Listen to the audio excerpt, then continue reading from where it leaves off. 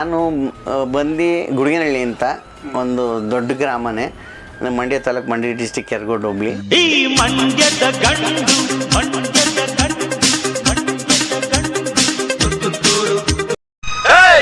ಬರ್ತೀನಿ ಕಣೆ, ನಾಳೆ ನಿನ್ನ ಮನೆಗೆ ಬರ್ತೀನಿ. ನಾನು ಅಂಜದ ಗಂಡು ಅನ್ನೋದನ್ನ ಮರಿ. ಚಪಾತಿ ವಿತ್ತ ಇಲ್ಲ ವಿತ್ತೋಟ ಇಲ್ಲಪ್ಪ, ಬಿಸಿ ಆರೋಗುತ್ತೆ, ಬೇಗ ಬಾಪ. ನಿಮ್ಮ ಹಸ್ಬೆಂಡ್ ಗೋಲ್ಡ್ ಬಿಡಕ್ಕ. ನಾನು ನಿಮ್ಗೆ ಯಾಕೆ ಇಷ್ಟ ಅದೇ? ನೀವು ನಿಮ್ಮ ಹೆಂಡತಿ ಹೇಳ್ದಂಗೆಲ್ಲ ಕೇಳ್ತಿರಲ್ಲ, ಅದಕ್ಕೆ. ನೀವು ಹೇಳ್ದಂಗೂ ಕೇಳ್ತೀನಿ. ಹಾಯ್, ಎಲ್ರಿಗೂ ನಮಸ್ಕಾರ. ನಾನು ನಿಮ್ಮ ಪ್ರೀತಿಯ ಬಾಯ್ಬಡ್ಕಿ ಸಿದ್ದು ಮಾತಾಡ್ತಾ ಇದ್ದೀನಿ. ಇವತ್ತು ನಾನು ಎಲ್ಲಿದ್ದೀನಿ ಅಂತ ಕುತೂಹಲ ಇದೆ ನಿಮಗೆ. ಟಾಕ್ಸ್ ವಿತ್ ಯು ಯೂಟ್ಯೂಬ್ ಚಾನಲಲ್ಲಿ ನಾನು ಕುಂತಿದ್ದೀನಿ. ಇಲ್ಲಿ ನೋಡುವಂಥ ಪ್ರತಿಯೊಬ್ಬರು ಸಬ್ಸ್ಕ್ರೈಬ್ ಆಗಿ, ಹಾಗೆ ಕಂಟೆಂಟ್ ಇಷ್ಟ ಆದರೆ ಎಲ್ಲರಿಗೂ ಶೇರ್ ಮಾಡಿ. ಯಾವ್ಯಾವ ಸಿನಿಮಾದಲ್ಲಿ ಆ್ಯಕ್ಟ್ ಮಾಡಿದ್ದೀನಿ ಅಂದರೆ ಗುರು, Vishnu circle, Geetha bangle store, ಗಲ್ಲಿ ಬೇಕ್ರಿ, ಆಮೇಲೆ ಮೊನ್ನೆ ಅಷ್ಟೇ ರಿಲೀಸ್ ಆಗಿದ್ದು ಮೂರನೇ ಕೃಷ್ಣಪ್ಪ, ಆಮೇಲೆ ಬೀಗ ಅಂತ ಒಂದು ಸಿನಿಮಾ ರಿಲೀಸ್ ಆಯಿತು, ಅಗ್ರಜ, ಲೀ, ಆಮೇಲೆ ಇನ್ನೊಂದು ಸಿನಿಮಾ ಏನಂದರೆ ಇವಾಗ ಸಂಭವಮೆ ಯುಗೆ ಅಂತ ಒಂದು ಸಿನಿಮಾ ರಿಲೀಸ್ ಆಯಿತು. ಹಾಗೆ ಇನ್ನೊಂದು ಲೈನ್ ಮ್ಯಾನ್ ಅಂತ ಒಂದು ತೆಲುಗು ಕನ್ನಡ ಎರಡು ಸಿನಿಮಾನು ಎರಡರಲ್ಲೂ ರಿಲೀಸ್ ಆಯಿತು. ತುಂಬ ಚೆನ್ನಾಗಿ ಮಾಡಿದ್ವಿ. ಇಷ್ಟಾದ ಮೇಲೂ ಕೂಡ ನಾನು ಒಂದು 25-30 ಶಾರ್ಟ್ ಫಿಲ್ಮ್ ಮಾಡಿದ್ದೀನಿ. ಫಸ್ಟ್ ಮಾಡಿದ್ದು ಪುಟ್ಗೋಸಿ ಅಂತ ಮಾಡಿದೆ, ಗೋಣಿಚೀಲ, ಜನಕ, ಋಣ, ಆಮೇಲೆ ಉಮಾ ಗೋಲ್ಡು, ತುಂಬ ಇನ್ನೂ ಜಾಸ್ತಿ ಇದೆ. ಆಮೇಲೆ 2021 ಎಷ್ಟೋ ಜನಕ್ಕೆ ಕರೋನಾ ಅಂತ ಸ್ಟಾರ್ಟ್ ಆಯಿತು. ಅಲ್ಲಿವರೆಗೂ ಸ್ಟ್ರಗಲ್ಲೇ ಇದ್ದಿದ್ದು ನಾವು ಕೂಡ. ಆವಾಗ ಒಬ್ಬ ಕಲಾವಿದ ಇವನು ಅಂತ ಗುರುತಿಸಿದ್ದು 2022 ಬಾಯ್ಬಡ್ಕಿಯಿಂದ. ಬಾಯ್ಬಡ್ಕಿ 1, 2, 3, 4, ಆಮೇಲೆ ಮಸಣದ ಹೂಗಳು, ಆಮೇಲೆ ಚರಂಡಿ ಎಲಿಯಸ್ ಡಿ ಚರಣು, ಆಮೇಲೆ ಇನ್ನೊಂದು ಮಸಣದ ಹೂಗಳು ಅಂತ. ಇವಾಗ ರೀಸೆಂಟು ಎಕ್ಸ್ಟ್ರಾ ಉಳ್ಳಾಗಡ್ಡಿ ಬಂತು, ಎಕ್ಸ್ಡಿ ಮದುವೆ ಆದರೆ ಮಾರಿ ಹಬ್ಬ, ಆಮೇಲೆ ಇನ್ನೊಂದು ರೀಸೆಂಟ್ ಒಂದು ರಿಲೀಸ್ ಆಯಿತು. ಏನು ಕೆಲಸ ಮಾಡ್ತಿರಲ್ಲ ಬೆಂಗಳೂರು ಬಂದಮೇಲೆ? ಸರ್, ಬೆಂಗಳೂರಲ್ಲಿ ಹೋಟೆಲ್ ಕೆಲಸ ಬಿಟ್ಟ ಮೇಲೆ ಜೀವನಕ್ಕೆ ಅಂತ ಬೇಕಲ್ಲ ಅಂತ ಕಾರ್ ತೊಳೆಯೋಕ್ಕೆ ಶುರು ಆದೆ. ಅಂದರೆ ನೀವು ಕಾರ್ ತೊಳೆದು ಸಿನಿಮಾ ಬರೋಕ್ಕಿಂತ ಮುಂಚೆನೋ ಅಥವಾ ಸಿನಿಮಾ ಬಂದ ಮೇಲೆ? ಅದೇ ನಾನು ಕೆಲಸ ಬಿಟ್ಟು ಸಿನಿಮಾಗೆ ಟ್ರೈ ಮಾಡ್ತಿದ್ವಲ್ಲ, ಆ ಟೈಮಲ್ಲಿ ಇವಾಗ ಅಟ್ಲೀಸ್ಟ್ ಬಸ್ ಚಾರ್ಜ್ ಓಡಾಡೋಕ್ಕಾದ್ರೂ ಬೇಕಲ್ಲ, ಖರ್ಚು ವೆಚ್ಚಕ್ಕೆ. ಓಕೆ, ಹಂಗಾಗಿ ಕಾರ್ ತೊಳೆಯೋಕ್ಕೆ ಶುರು ಮಾಡಿದೆ. ಒಂದು 7-8 ಸಾವಿರ ಬರೋದು ಆ ಟೈಮಲ್ಲಿ. ಎಷ್ಟು ಕೊಡ್ತಿದ್ರು ಸರ್? ಒಂದು ಕಾರ್ಗೆ 500, 600, 700 ಹಂಗೆ ಕೊಡ್ತಿದ್ರು. ಕಾರ್ಗಳನ್ನ ಹೋಗಿ ಮನೆ ಹತ್ರನೇ ಅವ್ರದ್ದೇ ವಾಟ್ರ್ ಇರುತ್ತೆ, ಬಕೆಟ್ಸ್ ತೊಗೊಂಡು ವಾಶ್ ಮಾಡಿ ಇದು ಮಾಡ್ತಿದ್ದೆ. ನಮ್ಗೆಲ್ಲರಿಗೂ ಗೊತ್ತು, ಚಪಪ್ಪ ಎಲ್ಲ ಸಪೋರ್ಟ್ ಮಾಡ್ತಾರೆ, ನೋಡಿದವರೆಲ್ಲ ಖುಷಿ ಪಡ್ತಾರೆ, ಓ ಆ್ಯಕ್ಟ್ ಮಾಡಿದ್ದಾರೆ, ಅದು ಒಂದು ಇಷ್ಟ. ಈಗ ನಿಲ್ಲಿಸ್ಬಿಟ್ರೆ ಕೆಲಸ? ಇಲ್ಲ ಸರ್, ಇವಾಗಲೂ ನಡೀತಿದೆ. ಈಗಲೂ ಇಷ್ಟೊಂದು ಫೇಮಸ್ ಆಗಿದ್ರು ಕೂಡ ಕಾರ್ ತೊಳಿತೀರಾ? ಸರ್, ಫೇಮಸ್ ಆಗಿರೋದಕ್ಕೂ ಕಾಯಕಕ್ಕೂ ಇದು ವ್ಯತ್ಯಾಸನೇ ಇಲ್ಲ ಸರ್. ಬಟ್ ಏನಂದರೆ ಅದು ನಮ್ಮ ಮನ್ಸಿಗೆ ತೃಪ್ತಿ ಅನಿಸ್ತಿದೆಯಲ್ಲ. ಈಗ ನಾವು ಎದೊಳದೆ 7 ಗಂಟೆ ಆಗ್ಬೋದು, ಅವ್ರು 8 ಗಂಟೆ 9 ಗಂಟೆಗೆ ಶೂಟಿಂಗ್ ಬನ್ನಿ ಅಂತಿರ್ತಾರೆ. ಅಲ್ಲಿವರೆಗೂ ಏನು ಮಾಡೋದು, ಅಟ್ಲೀಸ್ಟ್ ಒಂದು ಸಮಾಧಾನ ಅನ್ನೋದಕ್ಕಾದ್ರೂ ಅದನ್ನು ಇದುವರೆಗೂ ಮಾಡ್ತಿದ್ದೀನಿ. ಈಗ ಎಷ್ಟು ಕಾರ್ ತೊಳಿತಾ ಇದ್ದೀರಾ ಸರ್? ಸರ್, ಇವಾಗ ರೀಸೆಂಟ್ ಒಂದು 3 ಕಾರ್ ಇದೆ. ಈಗ ಸರ್, ಕಾರ್ ತೊಳೆದಂದ್ರೆ ಅದು ಯಾವ ಟೈಮಿಂಗ್ಸ್ ಏನಿರುತ್ತೆ ಸರ್? ಸರ್, ಬೆಳಗ್ಗೆ ಒಂದು 5 ಗಂಟೆ 5:30 ಎದ್ದು ಹೋಗ್ತಿದ್ದು. ಡೈಲಿ 5 ಗಂಟೆಗೆ? 5 ಗಂಟೆಗೆ ಎದ್ದೊಳ್ತೀನಿ. ಇವಾಗಲೂ ಅಷ್ಟೇ. ಆನಂತರ ಶೂಟಿಂಗು ಬೇರೆ ಕೆಲಸ? ಹೌದು. ನಿಜವಾದ ಸ್ಟ್ರಗಲ್. ಇವಾಗ ಇಲ್ಲಿ ನಾನು ಶೂಟ್ ಬಂದಿರೋದು ಅಷ್ಟೇ. ಇವಾಗ ಒಂದು ಶೂಟಿಂಗ್ ಮಾಡಬೇಕು ಅಂದರೆ ಅವ್ರು 7 ಗಂಟೆಗೆ ಸ್ಪಾಟ್ ಹೇಳಿದರೆ ನಾನು 5:30 ಎದ್ದು ಇರೋದೊಂದು 2 ಕಾರ್ ಆಲ್ಟರ್ನೇಟಿವ್ ಡೇಸಲ್ಲಿ ವರ್ಕ್ ಮಾಡ್ತೀವಿ ಅಷ್ಟೇ. ಹಾಗಾಗಿ ಮಾಡ್ತಿರ್ತೀವಿ. ಕಾರ್ ತೊಳ್ಕೊಂಡು ಇದು ಮಾಡ್ತಾ ಇದ್ದೀವಿ. ಹೌದು, ಸಿನಿಮಾ. ಸರ್, ಈಗ ಸಿನಿಮಾ ಅಂತಂದ್ರೆ ಫೇಸ್ ವ್ಯಾಲ್ಯೂ, ಕಲ್ಲರ್ ಮುಖ್ಯ ಅಂತಾರೆ. ನೀವು ನೋಡ್ರೆ ನಮ್ಮ ಹಳ್ಳಿ ಕಡೆ ಮಂಡ್ಯ ಸೈಡ್ ಹೇಳ್ತಾರೆ, ತೊಳೆದ ಮಡಕೆ ಇದ್ದಂಗೆ ಇದೆ ಅಂತ ಹೇಳ್ತಾರೆ. ನೀವು ಸಿನಿಮಾದಲ್ಲಿ ಹೆಂಗೆ ಕ್ಲಿಕ್ ಆದ್ರಿ ಸರ್? ಸಿನಿಮಾದಲ್ಲಿ ಅನ್ನೋದಕ್ಕಿಂತ ಫಸ್ಟಾಗಿ ನಾನು ಸಿನಿಮಾದಲ್ಲಿ ಆ್ಯಕ್ಟ್ ಮಾಡಿದಾಗ ಎಲ್ಲದರಲ್ಲೂ ಕೂಡ ಒಳ್ಳೊಳ್ಳೆ ಕ್ಯಾರೆಕ್ಟರ್ಸ್ ಬಂದು ಕ್ಯಾರೆಕ್ಟರ್ ಬರ್ತಿದ್ದಂಗೆ ಕೂಡ ನನಗೂ ಒಂದು ಆಕಾಂಕ್ಷೆ ಒಂದು ಜಾಸ್ತಿ, ಸಿನಿಮಾದಲ್ಲೇನೋ ದೊಡ್ಡ ವ್ಯಕ್ತಿಯಾಗಿ ಮುಂದೆ ಇದಾಗುತ್ತೆ ಅಂತ. ನಾನಿರೋದೇ ಕಪ್ಪು ಅಂದರೆ ನನ್ನ ಹೆಸರು ಫಸ್ಟ್ ಇದ್ದಿದ್ದೆ ಕರಿಯ ಅಂತ, ಊರಲ್ಲೆಲ್ಲ ಕರಿತಿದ್ದಿದ್ದೆ ಕರಿಯ ಅಂತ. ನಾನು ಸಿದ್ದು ಮಂಡ್ಯ ಅಂತ ಇವಾಗ ಸಿನಿಮಾ ಇದರಲ್ಲಿ ಕೊಟ್ಟಿರೋದು ನೇಮ್. ಸರ್, ನನ್ನ ನಿಜವಾದ ಹೆಸರು ಸಿದ್ದರಾಜು ಜಿ ಅಂತ. ಅದನ್ನ ಸಿದ್ದು ಮಂಡ್ಯ ಅಂತ ಸಿನಿಮಾಗೋಸ್ಕರ ಅಂದರೆ ಸಿನಿಮಾದಲ್ಲಿ ಈ ಕಪ್ಪೆ ನಿಮಗೆ ಪ್ಲಸ್ ಪಾಯಿಂಟ್ ಆಗಿದೆ 100% ಸರ್. ಯಾಕೆಂದ್ರೆ ಎಷ್ಟೋ ಸಿನಿಮಾ, ಶಾರ್ಟ್ ಮೂವಿ, ಸೀರಿಯಲ್ಗಳಲ್ಲೆಲ್ಲ ನೀವು ಕಪ್ಕಿದ್ದೀರಾ, ಅದು ತುಂಬಾ ಬೆಳಗಿರೋ ಹುಡುಗಿರ ಜೊತೆಗೆ ಕಾಂಬಿನೇಷನ್ ಕೊಡ್ತಾರಲ್ಲ, ಏನಕ್ಕೋಸ್ಕರ ಕೊಡ್ತಾರೆ ಸರ್? ಅದು ನಮಗೆ ಗೊತ್ತಿರಲ್ಲ, ಅದು ನಿರ್ದೇಶಕರಿಗೆ ಮಾತ್ರ ಗೊತ್ತಿರುತ್ತೆ. ಯಾಕೆ ಅದನ್ನು ಕಾಂಬಿನೇಷನ್ ಹಿಂಗೆ ಇರಬೇಕು ಅಂತ ಅವರು ಇದು ಮಾಡೋದು. ಅವ್ರ ಅವ್ರ ಮನಸ್ಥಿತಿ ಹೇಗಿರುತ್ತೆ ಹಾಗೆ. ನಾನು ಯಾಕೆ ಕೇಳ್ತೀನಿ ಅಂತಂದರೆ, ಎಷ್ಟೋ ಜನಕ್ಕೆ ಸಿನಿಮಾ ಬರಬೇಕು ಅಂದರೆ ಕಲ್ಲರ್ ಮುಖ್ಯ ಅಂತ ಹೇಳ್ತಾರೆ. ನೀವು ಇಷ್ಟೊಂದು ಕಪ್ಪು ಕಲ್ಲರ್ ಇದ್ದರೂ ಕೂಡ ಇಷ್ಟು ಸಿನಿಮಾ ಸೀರಿಯಲ್ ಆ್ಯಕ್ಟ್ ಮಾಡಿದಿರಲ್ಲ, ಆ ಅನುಭವ ಹೇಳೋದಾದ್ರೆ ಸರ್? ಆ ಅನುಭವ ಹೇಳೋದಾದರೆ ಏನಂದರೆ, ಇವಾಗ ನಮಗೂ ಕೂಡ ನಾನೇನು ಕೆಲ್ಸಕ್ಕೆ ಇದಕ್ಕೆ ಸಿನಿಮಾನೇ ಅಂತ ಏನು ಬೆಂಗಳೂರಿಗೆ ಏನು ಬರಲಿಲ್ಲ. ಫಸ್ಟು ಜಾಬ್ ಮಾಡ್ತಾಯಿದ್ದೋ. ಜಾಬ್ ಮಾಡ್ತಿದ್ದಾಗ ಸ್ವಲ್ಪ ಪ್ರಾಬ್ಲಮ್ಗಳು ಶುರುವಾಯಿತು. ಯಾವಾಗ ಬೆಂಗಳೂರು ಬಂದ? ನಾನು 2006 ಬೆಂಗಳೂರು ಬಂದಿದ್ದು. 2006ಗೆ ಬಂದಾದಮೇಲೆ 8, 9, 10 ಅಷ್ಟೇ 3 ವರ್ಷ ಕೆಲಸ ಮಾಡಿದ್ದು. ಏನೇನು ಕೆಲಸ ಮಾಡಿದ್ದು ಸರ್? ಹೋಟೆಲಲ್ಲಿ ವರ್ಕ್ ಮಾಡಿದ್ದು ನಾನು. ಹೋಟೆಲಲ್ಲಿ ಫಸ್ಟು ಸರ್ವಿಸ್ ಹುಡುಗಾಗಿ ಕೆಲಸ ಮಾಡಿದೆ. ಅಕ್ಸೆಂಚರ್ ಬ್ಯಾಂಕ್ 3 ಅಂತಿದೆ ಡೈರಿ ಸರ್ಕಲ್ ಹತ್ರ. ಅಲ್ಲಿ ನಾನು ಸರ್ವಿಸ್ಗೆ ಅಂತ ಹೋಗಿದ್ದು. ಅದಾದಮೇಲೆ 1 ವರ್ಷ 1.5 ವರ್ಷ ಅಲ್ಲಿ ಮಾಡಿದ್ರು. ಅದಾದಮೇಲೆ ತಿರ್ಗಾ ಪೋಸ್ಟಿಂಗ್ ಚೇಂಜ್ ಆಯಿತು, ಬಂತು. ಬ್ಯಾಂಕ್ವೆಟ್ ಅಸಿಸ್ಟೆಂಟ್ ಆಯಿತು. ಆಮೇಲೆ ಬ್ಯಾಂಕ್ವೆಟ್ ಸೂಪರ್ವೈಸರ್ ಅಂತಾಯಿತು. ಹಾಗೆ ಮಾಡ್ತಾಯಿದ್ದೆ. ಅದು ಫಸ್ಟು ನಮ್ಮರ ಹೋಟೆಲ್ ಇಡೀ ಬೆಂಗಳೂರಿಗೆ KG ಲೆಕ್ಕದಲ್ಲಿ ಕೊಟ್ಟಂಥ ಒಂದಿದು. ಬೆಂಗಳೂರಿಗೆ ಇಡೀ ಬೆಂಗಳೂರಲ್ಲೇ KG ಲೆಕ್ಕದಲ್ಲಿ ಊಟ ಸಿಕ್ಕಿದ್ದು ನಮ್ಮರ ಹೋಟೆಲ್ ಅಂತಾರೆ. ಅದು ರೈಟ್ ಕೇಟರ್ಸ್ ಅಂತ ಇಡೀ ಬೆಂಗಳೂರು ತುಂಬ ಹೆಸರಿದೆ. ಕೆನೋಲಾ, ಕೇಕ್ವಾಲಾ ಅಂತ ಒಂದಿದೆ ಇವಾಗ. ಕೆನೋಲಾ ಅಂತ ಇದರಲ್ಲಿ ಕೂಲ್ ಜಾಯಿಂಟ್ ಅಂತ ಇದರಲ್ಲಿತ್ತು. ಅಲ್ಲೆಲ್ಲ ವರ್ಕ್ ಮಾಡ್ತಿದ್ದು. ಏನೋ ಪ್ರಾಬ್ಲಮ್ ಕಾರಣಾಂತರಗಳಿಂದ ಬಿಟ್ಟು ಹೊರಗಡೆ ಬಂದು 1-2 ವರ್ಷದೊಳಗಡೆ ಸಿನಿಮಾದಲ್ಲಿ ಬೆಳಿಬೋದು ಅಂತ ಸೈಲೆಂಟ್ ಆಗಿಬಿಡ್ತೀನಿ. ಏನೋ ಸಿನಿಮಾದಲ್ಲಿ ಬೆಳಿಬೋದು ಅಂತ ಕಾಲಿಟ್ಟಿದ್ದಷ್ಟೇ. ಆದರೆ 11 ವರ್ಷ ತಗೊಳ್ತು ಬೆಳೆಯೋದಕ್ಕೆ. ಈ ಮೊದಲನೇ ಪ್ರಯತ್ನ ನೀವು ಯಾವ ಥರ ಪ್ರಾರಂಭ ಮಾಡಿದ್ರಿ ಸರ್? ಮೊದಲನೇ ಪ್ರಯತ್ನ ಅಂದರೆ ನಾನು ಫಸ್ಟೇ ಹೇಳಿದ್ನಲ್ಲ, ಕೇಟ್ರಿಂಗ್ ಡಿಪಾರ್ಟ್ಮೆಂಟ್ಗೆ ಪೋಸ್ಟ್ ಚೇಂಜ್ ಆಯಿತು ಅಂತ. ಅಲ್ಲಿ ಬಿಟ್ಟ ಮೇಲೆ ಇಲ್ಲ, ಅದಕ್ಕಿಂತ ಮುಂಚೆನೇ ETV ಕನ್ನಡದಲ್ಲಿ ಆಕೋ ಜಾಕು, ಪೆಪ್ಸುಡೆಂಟ್ ಬಾಲಗಂಧರ್ವ ನಮ್ಮ CK ಚಂದ್ರ ಸರ್ ನಡೆಸ್ಕೊಡ್ತಿದ್ರು. ಅವ್ರ ಸೀರಿಯಲೇ ಅವಾಗ ಚಿಕ್ಕ ಪುಟ್ಟ ಅವಕಾಶಗಳು ಸಿಗ್ತಾಯಿದ್ದೆ. ಪಾಂಡುರಂಗ ವಿಠಲ, ಪಾರ್ವತಿ ಪರಮೇಶ್ವರ ಅದ್ರ ಜೊತೆಲೇ ಮಾಡ್ತಾಯಿದ್ದೆ. ಆ ಪ್ರಾಬ್ಲಮ್ ಆಗೋಕ್ಕೂ ಕಾರಣನೇ ಅದೇ. ಈ ಸಿನಿಮಾದಲ್ಲಿ ಆ್ಯಕ್ಟ್ ಮಾಡ್ತಿದ್ದೇನೆ ಅಂತ ಹೇಳಿದ್ಮೇಲೆ ನಾವು CEO ಅಂತ ಕೃಷ್ಣ ಹೆಗಡೆ ಅವರು ಏನು ಮಾಡಿದ್ರು, ನಿನ್ನ ಅವಶ್ಯಕತೆ ಇಲ್ಲ ಅನಿಸುತ್ತೆ ಇಲ್ಲಿ ನಿಮ್ಮ ಅವಶ್ಯಕತೆ ಇಲ್ಲ ಅನಿಸುತ್ತೆ ನೋಡಿ ಅಂತಂದರು. ಅದಾದಮೇಲೆ ಬಿಟ್ಟಾದಮೇಲೆ ಪ್ರತಿದಿನ ಬೆಳಗ್ಗೆ ಎದ್ದೊಳ್ತು ಅಂದರೆ 7 ಗಂಟೆಗೆ ಹೊರಟ್ರೆ ಸಾಯಂಕಾಲ ರಾತ್ರಿ 8ರಿಂದ 10 ಗಂಟೆ ಆದ್ರೂ ಹಂಗೆ ಓಡಾಟ, ಸ್ಟ್ರಗ್ಲಿಂಗು. ಏನು ಓಡಾಟ ಮಾಡ್ತೀರಿ ಸರ್? ಅಂದರೆ ಎಲ್ಲಿ ಸೀರಿಯಲ್ ನಡೀತಿದೆ, ಯಾವ ಪ್ರೊಡಕ್ಷನ್ ಮ್ಯಾನೇಜರು. ಅವಾಗ ನಮ್ಮ ಮಿನಿಮಮ್ ಅಂದರೆ ಒಂದು 150ರಿಂದ 200 ಫೋಟೋ ಪ್ರಿಂಟ್ ಹಾಕ್ಸುವೇನು ಒಂದು ತಿಂಗಳಿಗೆ. ಆ ಫೋಟೋ ತಗೊಳ್ಳೋದು, ಯಾರು ಪ್ರೊಡಕ್ಷನ್ ಮ್ಯಾನೇಜರ್ ಇರ್ತಾರೆ ಅಲ್ಲಿ ಹೋಗೋದು, ಕೊಡೋದು. ಅವರು ಅವಕಾಶ ಇದೆ ಕರಿತಿದ್ರು. ಹಂಗೆ ನಡೀತಿತ್ತು.